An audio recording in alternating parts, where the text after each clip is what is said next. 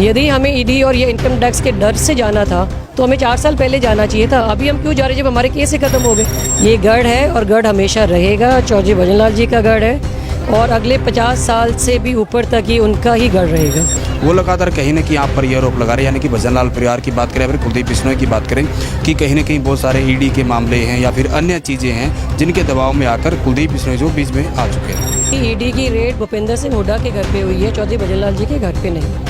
हमारे ऊपर ज़रूर इनकम टैक्स की रेड हुई थी 4 साल पहले, और उसमें भी हमारे अधिकतर केस शून्य टैक्स के साथ क्लोज हो चुके हैं, और 1-2 जो बचे हैं वो बिल्कुल आखिरी स्टेज पर है, वो भी शून्य टैक्स के साथ हमारे क्लोज होने वाले हैं। कि हम गठबंधन सरकार की बात करें तो बीजेपी के साथ जेजेपी भी कहीं ना कहीं उनका साथ निभा रही है और मिलकर सरकार चला रही है। आपको क्या लग रहा है जेजेपी की तरफ से कितना सहयोग आपको मिल पाएगा? जैसे मंडी में भी आप देखो तो सीवरेज की काफ़ी समस्या है, पीने के पानी की पाइपलाइंस ख़राब हो रखी है, सड़कों का भी बुरा हाल हो रखा है। तो कांग्रेस में होते हुए जब कुलदीप जी मनोहर लाल जी के पास गए तो उन्होंने सिर्फ मंडी के लिए 100 करोड़ का हमें सैंक्शन दिया है, सिर्फ मंडी को सुधारने के लिए। बिंदास हरियाणा की चुनावी यात्रा में हमारे साथ हैं यहाँ के पूर्व विधायक कुलदीप बिश्नोई की धर्मपत्नी रेणुका बिश्नोई, और साथ साथ हम बात करें हरियाणा के 3 बार के मुख्यमंत्री रहे चौधरी भजनलाल की जो धर्मपत्नी है जसमा देवी, वो भी यहाँ बैठे हुए। आप देख सकते हैं कि काफ़ी सारी महिलाएं यहाँ जो है वो आई हुई। हम बात करेंगे मैडम से। मैम, जैसे कि भव्य बिश्नोई फिर से मैदान में यहाँ उतर चुके हैं, क्या कुछ तैयारियाँ लग रही है आपको, कितना कुछ आपको? देखिए, जोश शोर से तैयारियाँ हमारी काफ़ी दिनों से चल रही है। नॉमिनेशन के बाद और भी जो जोश और उत्साह है हमारे सभी आदमपुर के हमारा जो परिवार के सदस्य हैं उन सब में काफ़ी जोश, काफ़ी उत्साह के साथ। आपने देखा भी होगा कि महिलाएं सुबह 10 बजे से इसी प्रकार से आ रही है जौरे, बहुत बढ़िया खुशी का माहौल बना हुआ है। मैम, जैसे कि लगातार कहा जाता है कि जो आदमपुर है वो भजनलाल परिवार का गढ़ है, जबकि मेरा तो ये भी मानना है कि ये भजनलाल परिवार का गढ़ होने के साथ साथ उनकी पारिवारिक सीट भी है, क्योंकि 1967 से 68 से देखें तो लगातार जो है वो आपके ही परिवार से लोग वो जीतते आए हैं। लेकिन काफ़ी सारी समस्याएं आ रही हैं, क्योंकि हम लगातार अलग अलग गाँव में जा रहे हैं, हम आदमपुर में भी गए तो काफ़ी सारे विकास जो होने चाहिए वो नहीं, उनका कारण आप क्या मानते हैं? देखिए, काफ़ी काम कुलदीप जी विपक्ष में थे तब काफ़ी उन्होंने काम करवाए भी हैं, पर जिस तरीके से काम की आवश्यकता है हल्के में, उस प्रकार से बहुत सारे काम हमारे रह भी गए। तो मनोहर लाल जी खट्टर जी के पास जब कुलदीप जी कांग्रेस में होते हुए भी गए कि जिस प्रकार से मंडी में भी आप देखो तो सीवरेज की काफ़ी समस्या है, पीने के पानी की पाइपलाइंस ख़राब हो रखी है, सड़कों का भी बुरा हाल हो रखा है।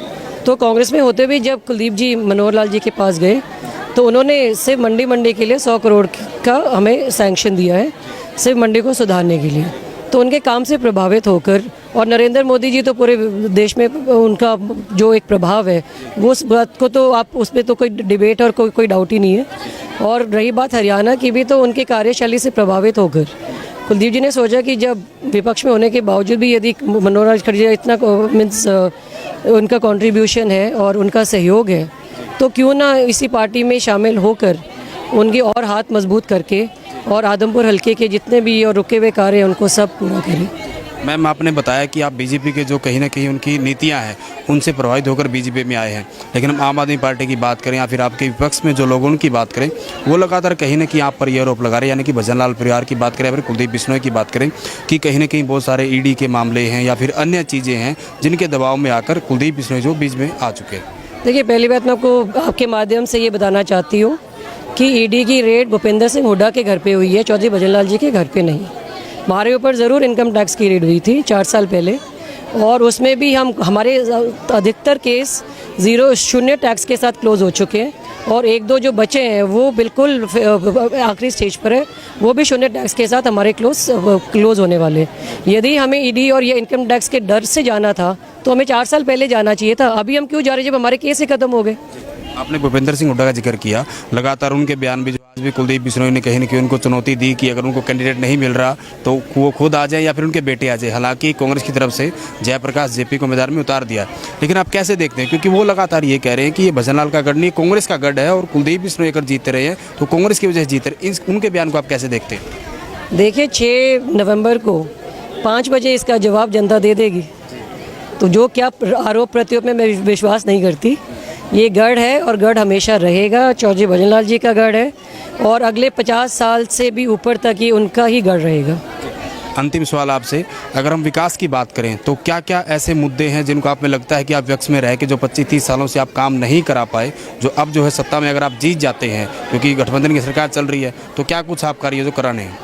देखिए, विपक्ष में रहने के बाद एक तो जो यदि हम गाँव की बात करें तो कई ढाणियों में लाइट नहीं पहुंची हुई है, या पीने का पानी नहीं पहुंचा हुआ है, या गलियों की बात करें, या फिर अभी जो हमारे पास काफ़ी सारी डिमांड्स आई हैं तो कच्चे खाल की आई है। तो विपक्ष में होने के बाद काफ़ी, जैसे एक गांव में यदि 10 डिमांड है तो कम से कम 3 या 4 या 5 तो उनकी फिर भी करवाई है। फिर भी वो 5 थी और 5 की अभी 10 भी हो चुकी रह गई होगी।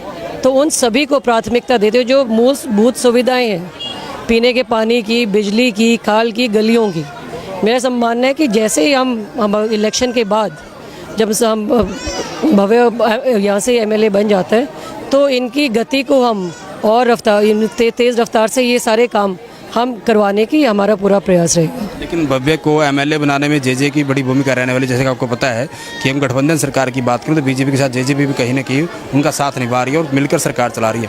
आपको क्या लग रहा है जेजेपी की तरफ से कितना सहयोग आपको मिल पाएगा? देखिए, पूरा सहयोग है, क्योंकि ये चुनाव गठबंधन का चुनाव है, प्रत्याशी भी गठबंधन का प्रत्याशी है। तो मेरा पूरा विश्वास और पूरी उम्मीद है कि शानदार तरीके से दोनों पार्टियां मैदान में उतरेगी चुनाव प्रचार में, और शानदार जीत हम आदमपुर की हम दर्ज करने वाले हैं। शुक्रिया मैम बातचीत करने के लिए। तो ये थी पूर्व विधायक रेणुका बिश्नोई, जिन्होंने साफ साफ कहीं ना कहीं भव्य बिश्नोई की जो है वो जीत का दावा किया, और उन्होंने ये भी कहा है कि विपक्ष में रहते हुए हम जो काम नहीं करा पाए, जितने हद तक उन लोगों के काम करवाने थे, अगर भव्य बिश्नोई यहाँ से जीत जाते हैं तो हम वो सारे के सारे काम जो है वो करवाएंगे। वीडियो जर्नलिस्ट विकास कुमार के साथ सुरेंद्र नैन, बिंदास हरियाणा।